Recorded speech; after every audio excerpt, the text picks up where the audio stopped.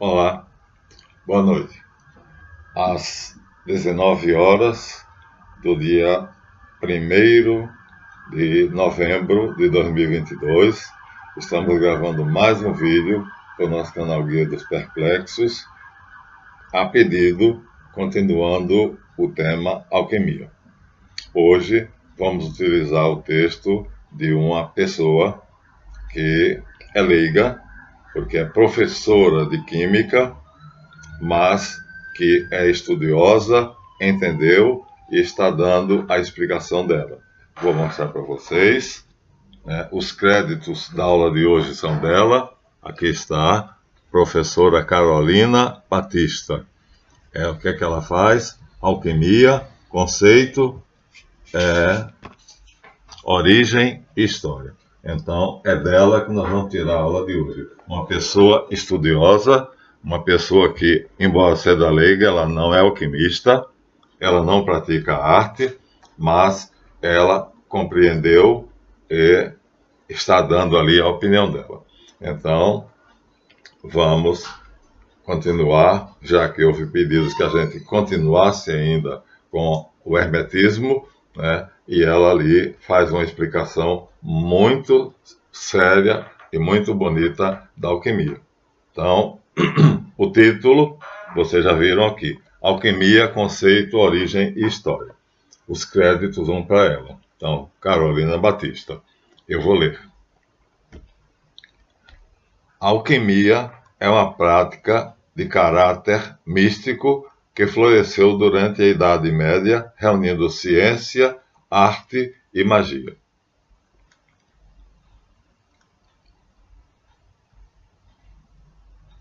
Um de seus principais objetivos foi obter o elixir da vida, que prolongava a vida, garantia a imortalidade e conseguia a cura de doenças do corpo. Assim, os alquimistas acreditavam. Aquele alquimista que conseguisse o elixir da longa vida, ele não morreria tomando aquele elixir, né? Curaria qualquer doença. Paracelso foi um dos maiores nesse tipo de pesquisa, né? E então é uma das vertentes, né, das crenças da alquimia. Outra importante busca foi a criação da pedra filosofal, com o poder de transformar metais comuns em ouro. Isso aí é um mito. Então, uma coisa é buscar o elixir da longa vida, ou seja, pegar certas misturas, fazer certas operações químicas, que hoje seria farmacopeia. Então, os alquimistas estavam sendo farmacêuticos, né, naquela época. Então, eles foram precursores da farmacopeia. Isso era certo, é verdadeiro. Aí surge o mito de que eles conseguiam, com a pedra filosofal, transformar metais comuns em ouro. Isso é lorota. Ninguém jamais conseguiu transformar chumbo em ouro. Mas é aquela história, né?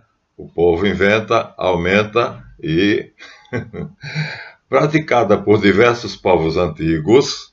Então veja, não é só Hermes. Árabes, gregos, egípcios, persas, babilônios, mesopotâmicos, chineses, etc. A alquimia está associada a conhecimentos de medicina, o elixir da longa vida e os remédios que vão gerar depois a ciência farmacêutica. Metalurgia vai ser a parte da alquimia que vai estabelecer, descobrir ligas metálicas. Essa é verdadeira. Essa vai dar origem a uma ciência que hoje é a metalurgia, a ciência dos metais. Então vão descobrir vários metais que não existiam. Então vocês vejam, a história de ter transformação em ouro é mentira. Agora, como metalúrgicos, fizeram avanços e descobertas notáveis. E como farmacêuticos, conseguiram também descobertas notáveis. A farmacopeia alquímica é uma coisa notável. Então, eles estudavam descobriram medicamentos através desse processo. Vocês vejam o campo imenso que a alquimia cobre. É verdadeiro, portanto, a farmacopeia que eles trabalhavam e a metalurgia. A astrologia, eles acreditavam que os astros têm uma ação determinante no ser humano. São Tomás de Aquino, da Igreja Católica, vai tirar isso, embora diga que, por exemplo, as marés nós sabemos que dependem da lua. As mulheres sabem quando deve cortar o cabelo para crescer mais depressa, na lua cheia, na lua nova ou na crescente. Então, há uma influência da lua sobre a terra, né? As marés são dependentes totalmente da lua, os cabelos das mulheres, isso que eu saiba, é conhecimento comum, mas vai muito além. Só que eles acreditavam que os astros tinham uma influência absoluta na nossa vida. A Igreja Católica vai definir isso com São Tomás de Aquino, dizendo a frase latina: astra inclinant, non necessitant. Ou seja, os astros inclinam, ou seja, tem uma ação sobre o planeta Terra e sobre as plantas. Inclusive, a minha avó fazia algumas coisas lá, umas beberagens, um lambedor, que tinha botado na lua nova, fazia com cebola roxa, com alho, que não sei o que, depois misturava aquela garrafada e botava no sereno da lua nova durante 7 dias. Então, isso aí era verdade, quer dizer, os astros, então, a luz da lua, seja nova, crescente, minguante, então ali tinha uma ação física, claro, porque se lidavam com cristais, metais, então lidavam com as ciências físicas naturais. E principalmente a química, que foi a maior de todas as ciências que ficou devedora à alquimia. A alquimia é a predecessora da química. Então, isso é fundamental. A nossa ciência da química hoje é o resultado do trabalho dos alquimistas. Mas não esqueçam, não é só a química. A metalurgia também. Descobriram várias ligas metálicas que não existiam, não eram conhecidas. A medicina, ou seja, a mistura de certos componentes, criava determinados fármacos que curavam. Então, terminaram descobrindo um tipo de farmacopeia, né? A astrologia tinha alguma coisa a ver, né? Os astros influenciam. Então, quando há uma conjunção entre Saturno, Júpiter e tal, né, os astrônomos descobrem essa conjunção e na Bíblia fala-se dos reis magos que foram visitar Jesus porque viram uma estrela no céu. Descobriu-se que essa estrela no céu, a estrela dos magos, era uma conjunção de 4 grandes planetas. Então, há fenômenos astrológicos, astronômicos, que os alquimistas conheciam profundamente. Então você vê que para ser um alquimista tinha que ser um sábio. Na verdade, não é à toa que Hermes é chamado o 3 vezes grande. Continuamos aqui com a nossa professora. Então, para isso, e para esconder dos curiosos, aí eles fizeram o que eu não concordo. Eu disse a vocês, não confiem nos alquimistas, porque a ideia deles era, escondam, podendo complicar, não facilite. Portanto, criaram códigos, símbolos secretos que só eles entendiam.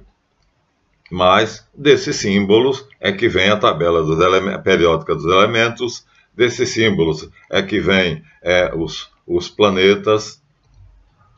Nós sabemos que a U é o símbolo do ouro, nós sabemos que H é o símbolo de hidrogênio, nós sabemos que aquele H grande, com um traço no meio e um bigoliozinho para cima, é Urano, Então, eles criaram toda uma simbologia, e porque, na mentalidade deles, aquela ciência não podia ir para outra pessoa, a não ser que fosse aprendida diretamente de discípulo para o mestre. Ou seja, o discipulado tinha que ser direto. Aqui é notável. Nesse parágrafo, ela fez uma parabéns à professora. Olha, ela não é alquimista, ela não é praticante como eu, né? Ela apenas é estudiosa e ela chegou a essas grandes verdades. Os alquimistas contribuíram para o desenvolvimento de diversas técnicas, embora não explicassem como os fenômenos ocorriam. Ou seja, a maioria das coisas que eles faziam, descobriam por acaso. Misturavam lá alumínio com antimônio e, de repente, davam uma liga metálica que não existia.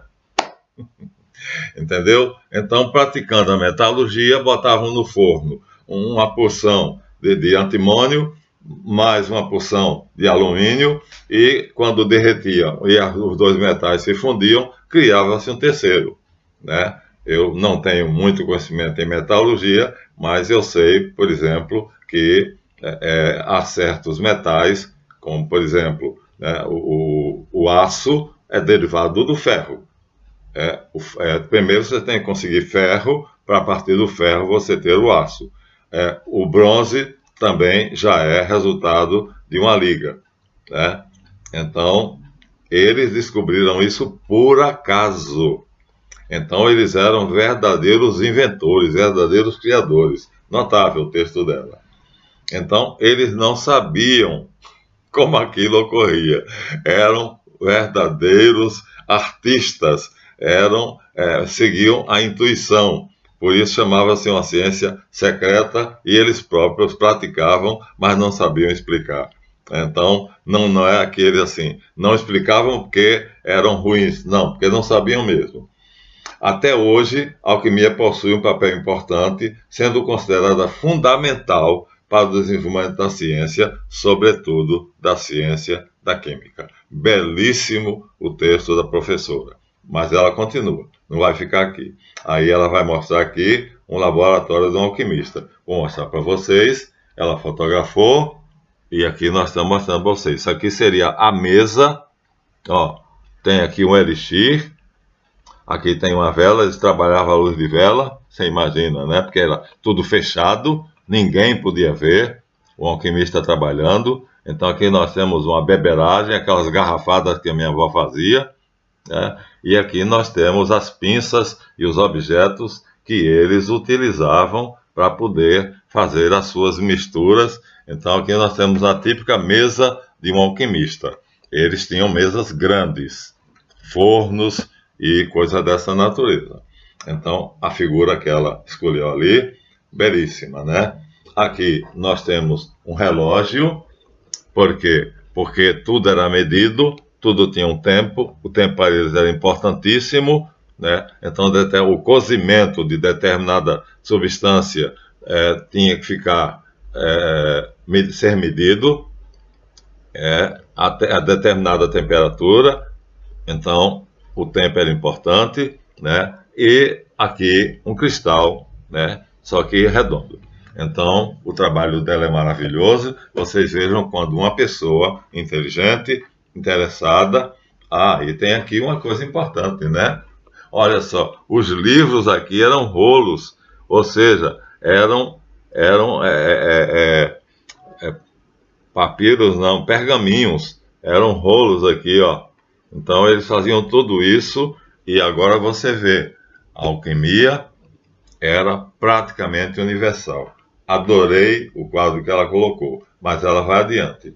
Origem e história da alquimia. Deixa eu mostrar para vocês aqui. Segunda parte, segundo parágrafo do trabalho dela, né, da professora. A origem da alquimia é incerta, embora alguns estudiosos acreditem que já era praticada em Alexandria, no Egito Antigo, por volta do século III a.C. Mas eu sei que já era praticada na China no século IV a.C. Então a China foi provavelmente o primeiro país que descobriu a alquimia, ou seja, cujos sábios dedicaram-se a essa mistura de ciências. Século IV a.C., 400 anos antes de Cristo, aqui ela dá como sendo o século III, mas em Alexandria, no Egito, mas a China precede o Egito. Eu sou alquimista, então tenho a obrigação de saber. Ela é uma estudiosa, eu sou um alquimista.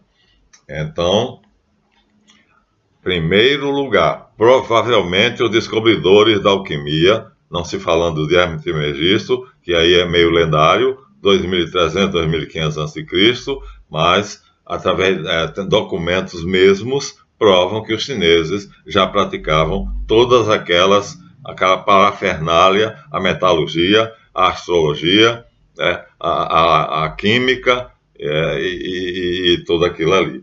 Então, a verdade é que não foi no Egito que a alquimia nasceu, embora Hermes Trismegisto esteja no Egito, no ano terceiro, mas não foi nem no ano terceiro. No ano 2500, no segundo milênio, entre o segundo milênio e o terceiro, no Egito. Então, muito, muito antes. Então, se seguirmos o hermetismo, que é o que vocês me pediram para continuar, o tema que está ligado ao hermetismo, então Hermes viveu entre 2300 e 2500.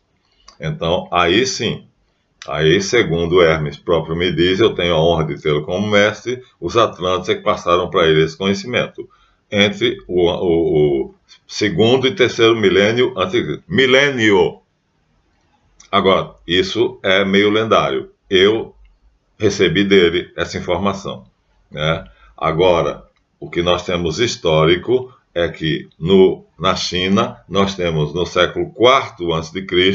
já documentos que mostram operações alquímicas. Hoje já se sabe, os símbolos já foram decodificados e tudo. E aqui eles dão no Egito Antigo como sendo no século III. Não é no século III, no terceiro milênio. Uma coisa é terceiro milênio, 3.000 anos antes de Cristo. Aqui eles dão no terceiro século antes de Cristo. Ora, então não estamos falando de hermetismo. Aqui ela, coitadinha, vamos dar o devido desconto. Aqui o coitadinha, desculpa, me perdoa, professora, mas assim, colocar como o Egito tendo sido a sede da alquimia no terceiro século antes de Cristo é deixar Hermes Trismegisto fora da jogada. Terceiro milênio. Tá? De qualquer maneira, como ela é uma diletante, ou seja, é uma pessoa que está fazendo isso por curiosidade, estudo, capacidade de divertir-se, né? A alquimia chinesa, no entanto, é uma das mais antigas, agora chegou, com vestígios dessa prática em 4.500 anos antes de Cristo. Aqui ela coloca, então, não no século IV, mas no quarto milênio, entre o quarto e o quinto milênio. Então vai muito além da notícia que eu tenho. A notícia que eu tenho é no quarto século antes de Cristo. É da notícia que é no quarto a quinto milênio antes de Cristo. Então seria, provavelmente, anterior a Hermes. Não é isso que ele me disse. Ele disse que recebeu dos Atlantes essa ciência, né? Ele, o colégio dos sacerdotal no Egito, mas segundo ela, ali seria entre o quarto e o quinto milênio antes de Cristo, na China. Então seria a China o lugar de origem. Não concordo. Não é esse o dado que eu tenho do próprio Hermes. Mas a China na verdade, a China é o primeiro lugar moderno, se levarmos em conta apenas séculos, 4 séculos antes de Cristo, mas Hermes Trismegisto é entre o terceiro milênio e o segundo milênio. Aqui ela dá como sendo entre o quarto milênio e o quinto milênio na China. Então fica assim. Hermes viveu entre o terceiro milênio e o segundo milênio e o terceiro milênio. Ele disse que é a ele que os Atlantes ensinaram as ciências que depois se chamaram alquimia, o corpus hermético. Ela encontra aqui em documentos vestígios dessa prática, veja como ela é exata, né? Ciência, em 4.500 a.C., ou seja, entre o quarto milênio e o quinto milênio. E diz que depois aparece no Egito, agora terra de Hermes Trismegisto, no século III. Não, no século III já é ontem. É entre o segundo e o terceiro milênio. E aqui, em vez de ser na China, entre o quarto e o quinto milênio, seria no século IV. Então, os dados dela como diletante, como estudiosa, não coincidem comigo.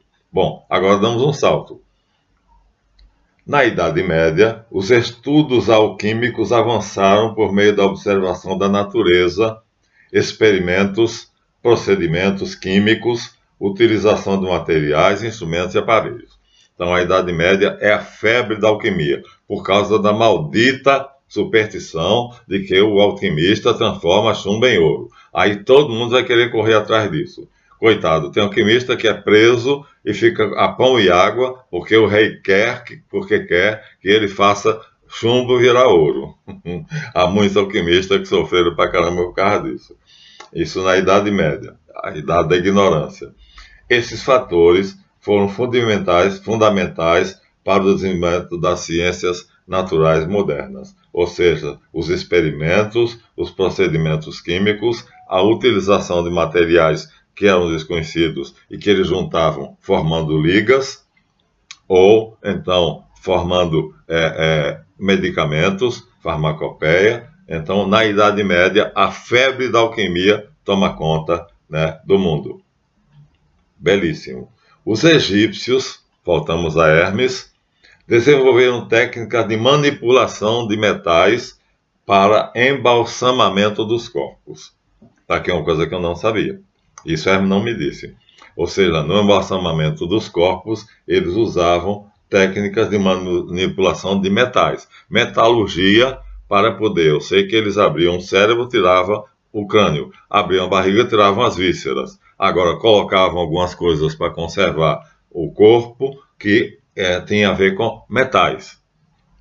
Então, enchiam de algumas ligas metálicas para que o corpo permanecesse nas múmias. Mais tarde, foi associada aos conhecimentos dos gregos, romanos e árabes. Os árabes foram grandes alquimistas. Aliás, a palavra alquimia, al em árabe quer dizer o ou a, né? Então, alquimia, toda a palavra tem começado em a, alface, alçogue, que é alsalce, né? Então, toda a palavra começada por al, em língua portuguesa, vem do árabe. Os árabes foram grandes alquimistas. Acho que, para mim, chineses,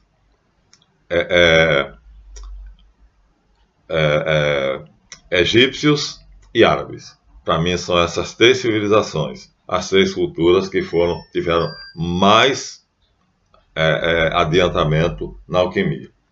Finalmente, chegou até a Europa. Sendo assim, a alquimia foi precursora da química, da medicina e da metalurgia. Olha, ela encerrou o parágrafo com chave de ouro. Bater palma, professora. Quem estuda, estuda. No Egito, os principais alquimistas, agora ela vai nomear. Agora vai dar nome aos bois. Foram Hermes Trismegisto, primeiro. Na China destacou-se Fu Xi. Na Arábia, Al-Ghazali. Entre os alquimistas europeus mais destacados estão Alberto Magno, você imagina, professor de São Tomás de Aquino, tanto Alberto Magno, hoje Santo Alberto Magno, quanto São Tomás de Aquino eram alquimistas, sabia? Então, São Tomás de Aquino era um estudioso aficionado da alquimia. E Santo Alberto Magno, professor de São Tomás de Aquino, era um aficionado da alquimia. Isso a igreja não diz.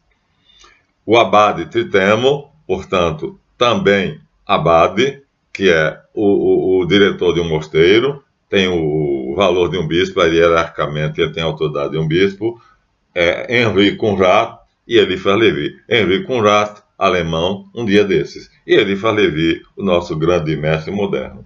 Ao contrário do que é divulgado, a alquimia era praticada por vários membros da Igreja Católica. Inclusive o Papa João XXII a havia estudado.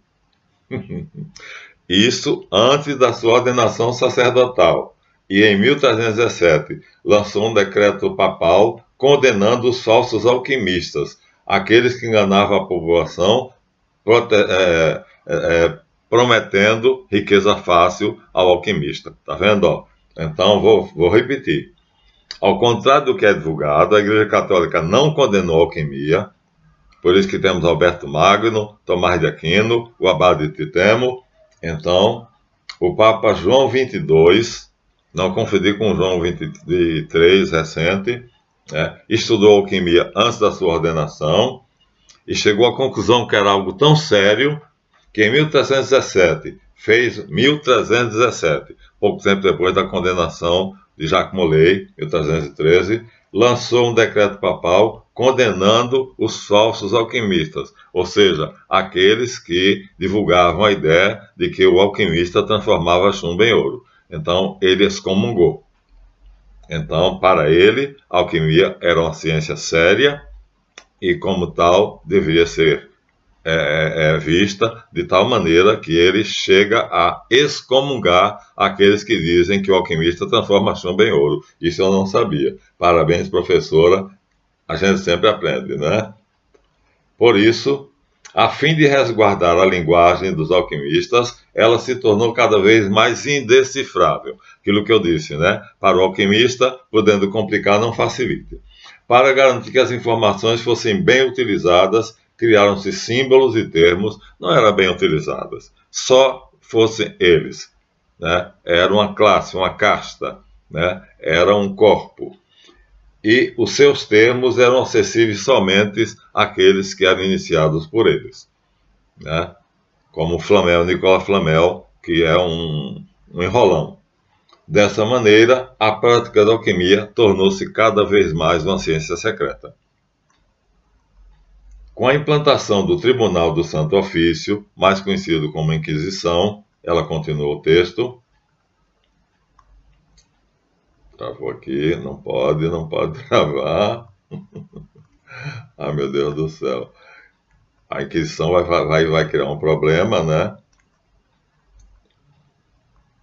Com a implantação do Tribunal da Inquisição, o computadorzinho, o netbookzinho está dizendo aguarde, viu? Está dizendo que eu aguarde, que ele cismou agora, que... Então, claro, a gente já vai ter uma ideia do que é, né? Com a implantação do Tribunal do Santo Ofício, mais conhecido como Inquisição, a alquimia vai ser condenada. Então, aí um erro que a Igreja Católica fez de uma ignorância, né? Enquanto que aquele Papa, né? Enquanto que os grandes santos foram estudiosos da alquimia, então aqui nós temos a Santa Inquisição condenando a alquimia como sendo um tipo de bruxaria. Né? Então, é uma lástima que tal tenha acontecido, né? Mas aconteceu, não tenha dúvida de que aconteceu. Então, nós vamos... Travou, mas nós vamos ter de continuar. Vamos lá, obedece, obedece. Estou querendo uma figura que ela dá aqui, que é uma figura lindíssima. E assim era a Inquisição. Então, a má fama da Inquisição não é injusta. Por quê? Porque ela condenava tudo que não entendia. Logo, terminou condenando a alquimia como sendo uma prática de equivalente à bruxaria, ou seja, igual à bruxaria. Então, isso foi um dos erros maiores do Tribunal do Santo Ofício. Né? Meu Deus do céu, o meu netbook é de 1900 e qualquer coisa. Então vamos ver se eu consigo rolar ele aqui de outra maneira.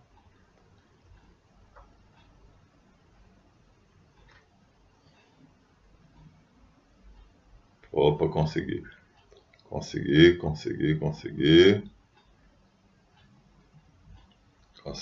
Contei uma maneira aqui. Então, vou reler, tá? Vou reler.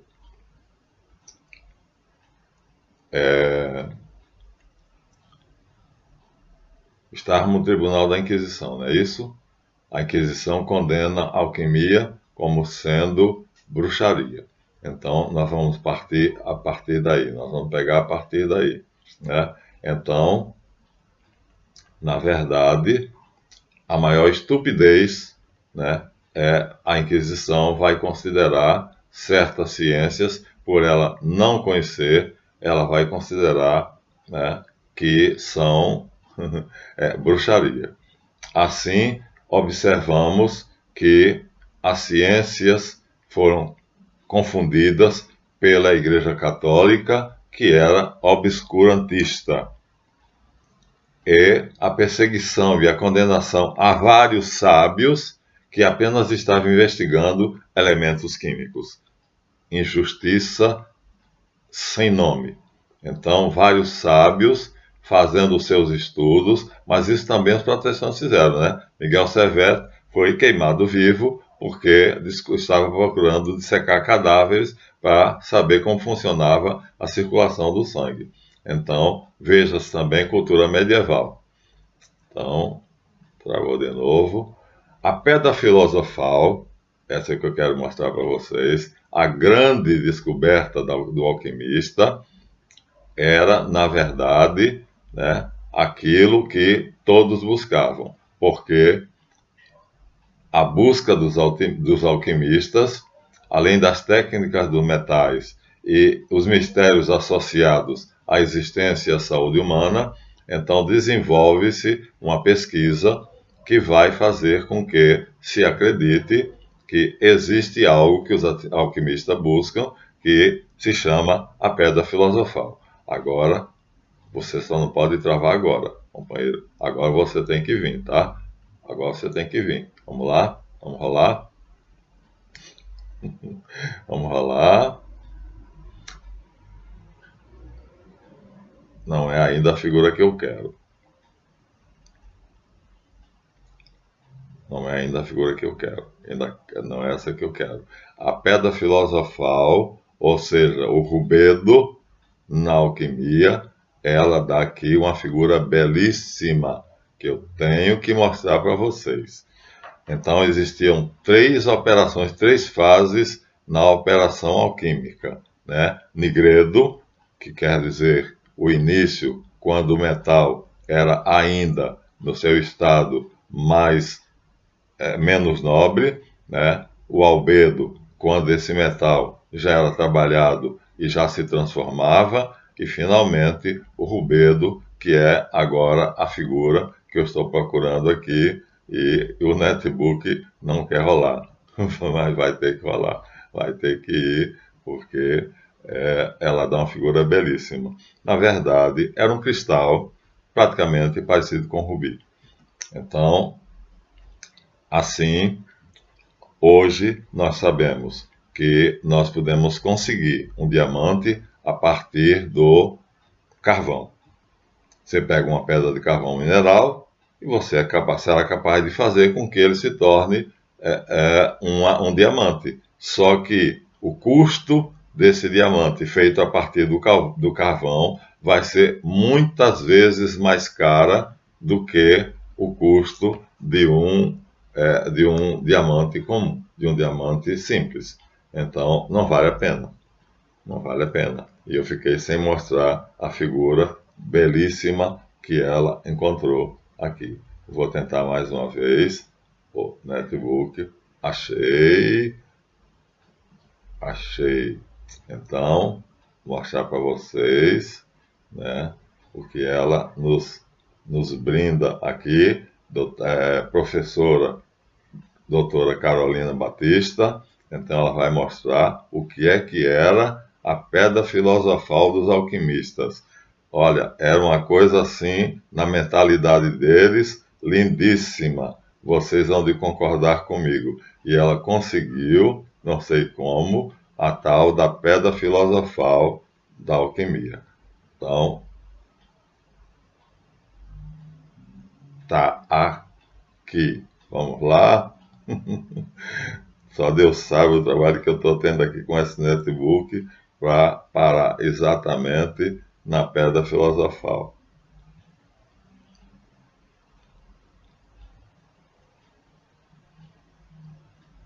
Já disse que era um rubi,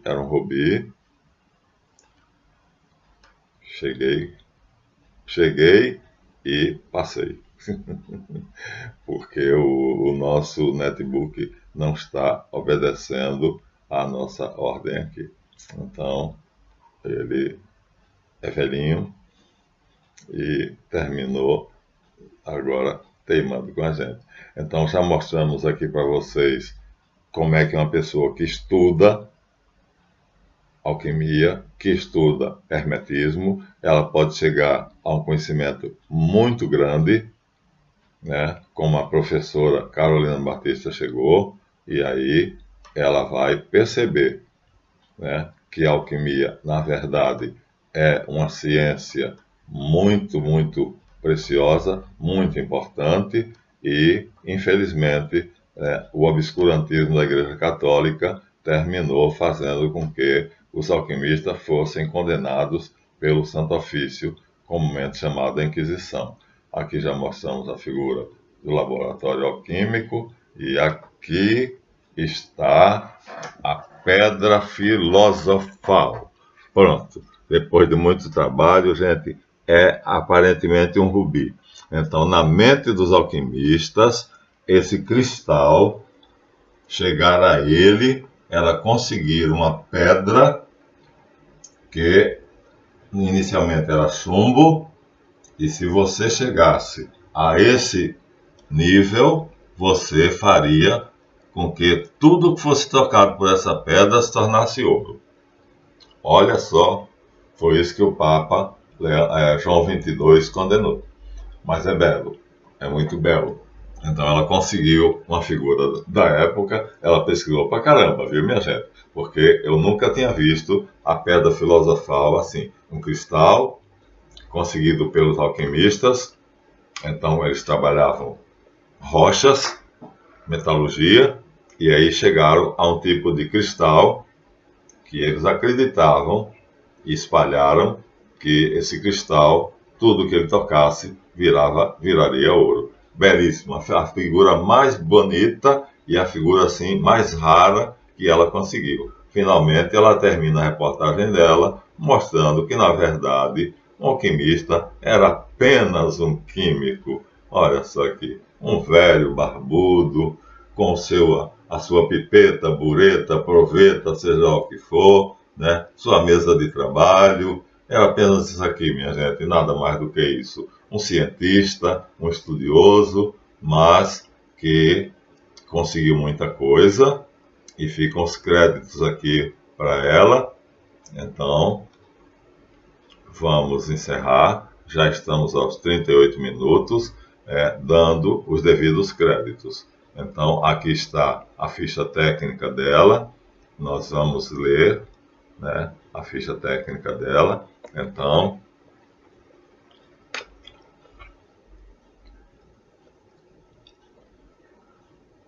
aqui nós temos outro laboratório alquimista, aqui, outro laboratório. Ela conseguiu coisas notáveis, né? Ela revirou mesmo, ó. Aqui esse está dentro da igreja, ó. Isso aqui é um padre, é um clérigo, porque isso aqui, ó, o vitral aqui, ó. O vitral significa em uma igreja, né? Ou um rabino, ó. Tá vendo, ó? Aqui está. Então eram estudiosos, liam pra caramba, estudavam muito, né? E no final das contas, terminou que a Santa Inquisição amaldiçoou a alquimia. Então, agora vamos. Carolina Batista, bacharel em Química Tecnológica e Industrial pela Universidade Federal de Alagoas, formada em 2018, e técnica em Química pelo Instituto Federal de Educação, Ciência e Tecnologia de Pernambuco.